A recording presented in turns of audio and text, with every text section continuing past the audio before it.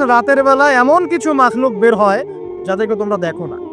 দুষ্ট জিন বের হয়। কি বের হয়? জিন জাতি নাই পৃথিবীতে?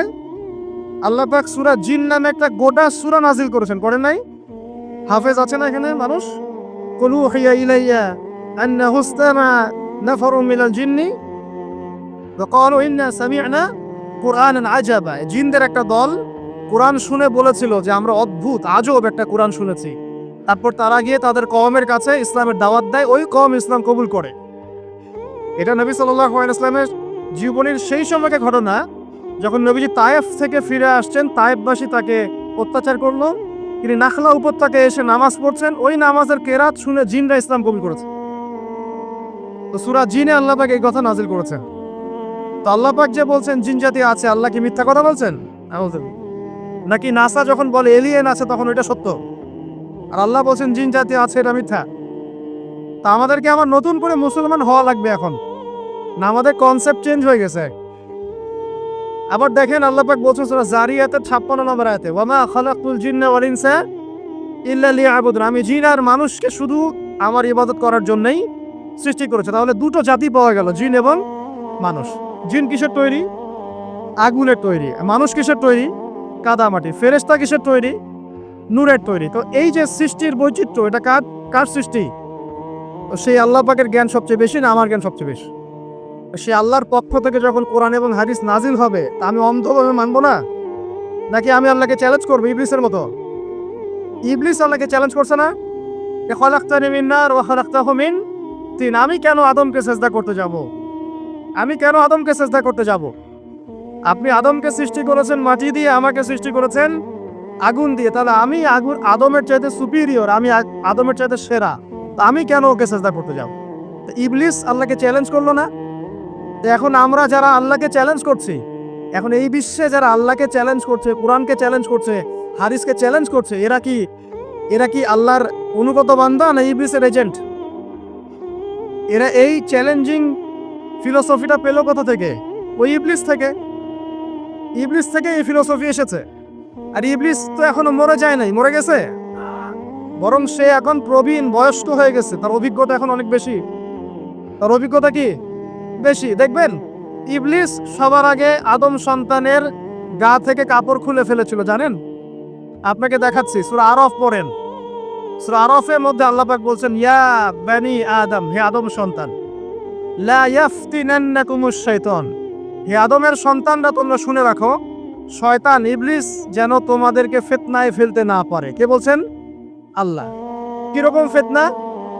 ইয়ানজিউ আনহুমা লিবাসাহুমা, যে ইবলিস তোমাদের বাবা মায়ের গা থেকে কাপড় খুলে ফেলেছিল। ইয়া বানি আদম লা ইয়াফতিনান্নাকুমুশ শাইতান কামা আখরাজা আবাওয়াইকুম মিনাল জান্নাহ ইয়ানজিউ আনহুমা লিবাসাহুমা।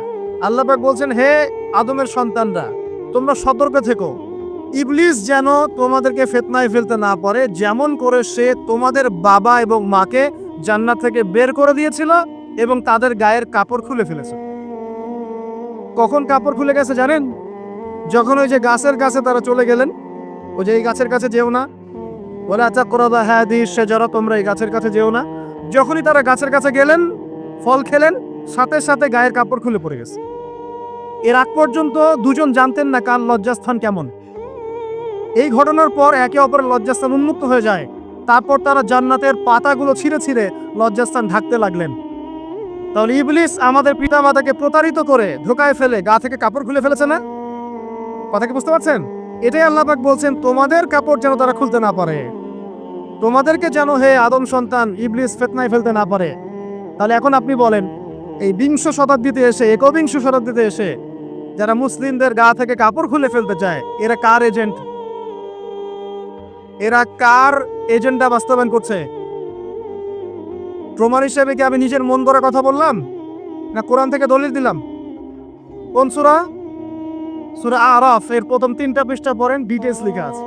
আর আল্লাহ পাক বলেছেন, ওয়ালাকাদ ইয়াসসারনাল কুরআনা লিযিকরি ফাহাল মিন মুদ্দাকির, কোরআনকে আমি বোঝার জন্য একদম সহজ করেছি, যে কেউ কোরআন বুঝতে পারবে ইনশাআল্লাহ। খালি পড়ে দেখো, ফাহাল মিন মুদ্দাকির, কেউ কি আছো কোরআন উপলব্ধি করবে?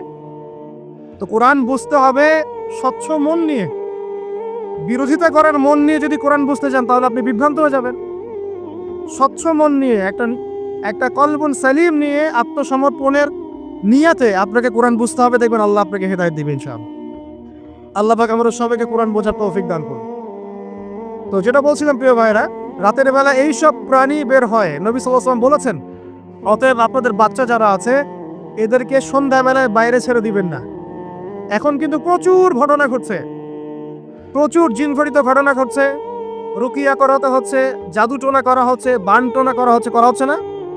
আর অনেক সময় আমরা মনে করি, এখন সায়েন্সের যুগ তো, মানুষ মনে করে এগুলোর কোনো ভিত্তি নাই মনে হয়। কোরআন বলছে জাদু সত্য। কে বলছে? কোরআন বলছে জাদু সত্য। কোন সূরা? সূরা বাকারা আয়াত নাম্বার 101। সূরা বাকারা আয়াত নাম্বার 101, 102 পড়ে দেখেন। ওয়াত্তাবিউ মা তাতলু শায়াতিন আলা মুলকি সুলাইমান, এই আয়াতটা পড়েন, বিশাল একটা আয়াত আছে। ওয়ামা কাফারা সুলাইমান ওয়ালাকিন্না শায়াতিন কাফারু ইউআল্লিমুনা আন-নাস আস-সিহর। এই সিহর দিয়ে কি হতো? মা ইউফাররিকুনা বিহি বাইনাল মারই ওয়া যাওজি। সুলাইমান আলাইহিস সালামের সময়ে এই জাদুবিদ্যার প্রচলন ছড়িয়ে পড়ে। এই জাদু মানুষ শিখে কি করছিল? নারী পুরুষের মাঝখানে, স্বামী স্ত্রীর মাঝখানে বিভেদ সৃষ্টি করছিল। এখন দেখেন না, পরিবারের স্বামী স্ত্রীর বন্ধন ভেঙে যায় না? খুব ভালো সম্পর্ক, হঠাৎ করে সম্পর্ক খারাপ, কেউ কাউকে দেখতে পারে না, এমন হচ্ছে না? এই জাদুবিদ্যা সত্য।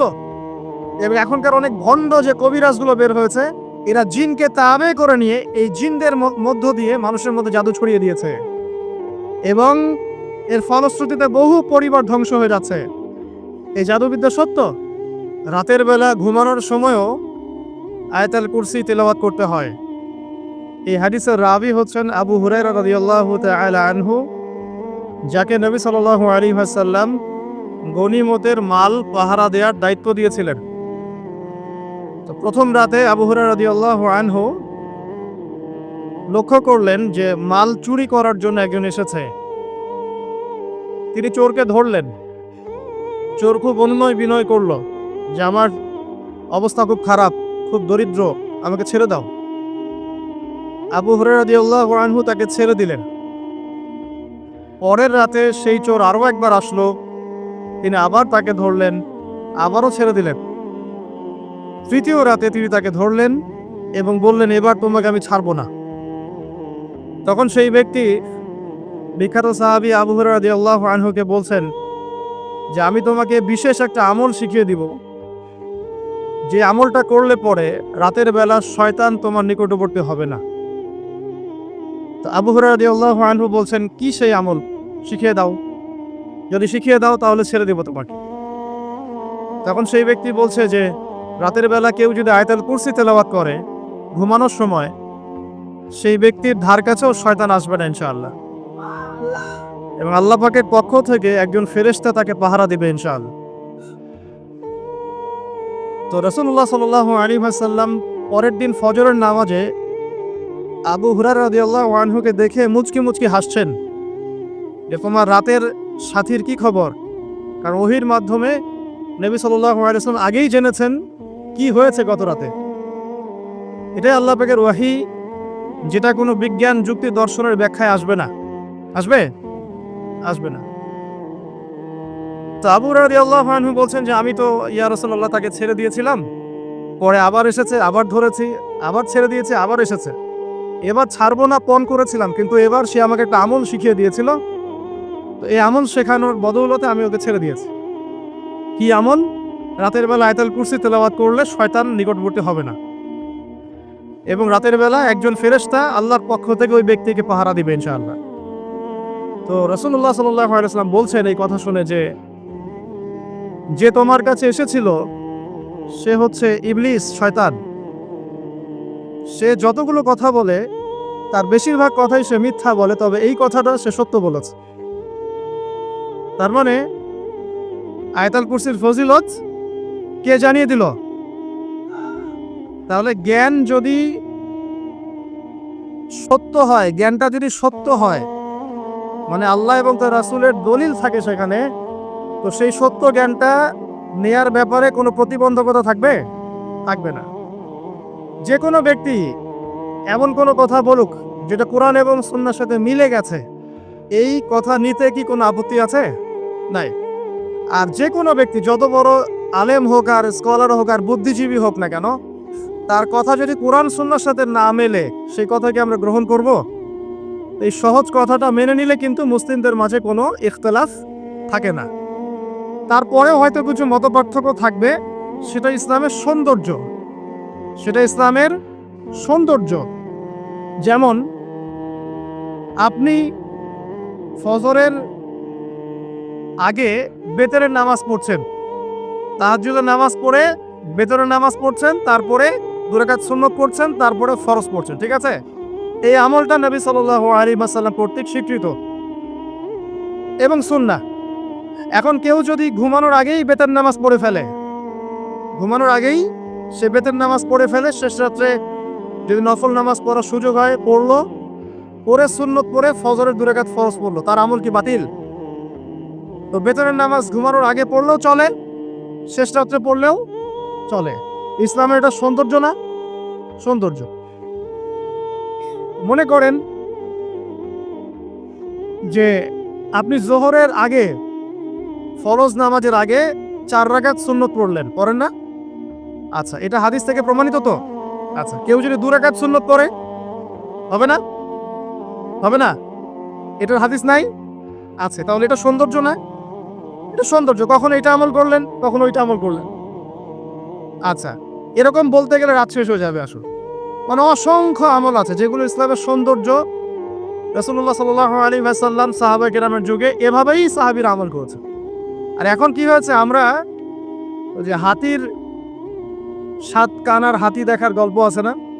কেউ বলেছে হাতি হচ্ছে খাম্বার মতো, কেউ বলেছে কুলার মতো, কেউ বলেছে হাতি হচ্ছে কি বলেন, এই যে কি সুচালু কিশোর মতো। আসলে পুরো হাতি সম্পর্কে এদের কারোই ধারণা ছিল না। আমাদের সমস্যা হচ্ছে আমরা ইসলামের অংশ বিশেষকে ফলো করি, এর বাইরে কিছু পেলে আমরা মনে করি সেটা আর ইসলামে নাই। তাই হয় না? আমি যতটুকু জানি বুঝি এতটুকু আমল করি, এর বাইরে যদি কোনো দলিল থাকেও সেটা মানার ব্যাপারে আমাদের আগ্রহ থাকে না। তখনই কিন্তু ইসলামকে নিয়ে আমরা এই যে দলীয়করণে চলে যাই, আর আস্তে আস্তে মুসলিম উম্মার ঐক্যটা নষ্ট হয়। ঐক্য নষ্ট হতে হতে আজকে কি অবস্থাটা তো দেখতেই পাচ্ছেন। তো আগে ওই জায়গাটা শেষ করি। নবী করিম সাল্লাল্লাহু আলাইহি ওয়াসাল্লাম রাতের বেলায় আমলটা করতেন। কি করতেন? আয়াতুল কুরসি তেলাওয়াত করতেন। আরেকটা গুরুত্বপূর্ণ আমল, সেটা হচ্ছে সূরা বাকারার শেষের 3টা আয়াত তেলাওয়াত করতেন। কয়টা আয়াত? কোন কোন হাদিসে আছে 2টা আয়াত। এই যে 3টা আয়াত কোন হাদিসে, আবার কোন হাদিসে 2টা আয়াত। কেউ যদি 2টা পড়ে তার আমল কি বাতিল হবে? আর যদি 3টা পড়ে আরো ভালো, উত্তম। ঠিক আছে, তো শেষের 3টা আয়াত হচ্ছে লিল্লাহি মা ফিস সামাওয়াতি, এখান থেকে নিয়ে ফানসুরনা আলাল কওমিল কাফিরিন পর্যন্ত। নবী সাল্লাল্লাহু আলাইহি ওয়াসাল্লাম বলেছেন রাতের বেলা কেউ যদি এই আমলটুকু পড়ে, শুধু এতটুকুই পড়ে, সূরা বাকারার শেষের 3টা আয়াত বা 2টো আয়াত, সারা রাতের জন্য যথেষ্ট হয়ে যাবে ইনশাআল্লাহ।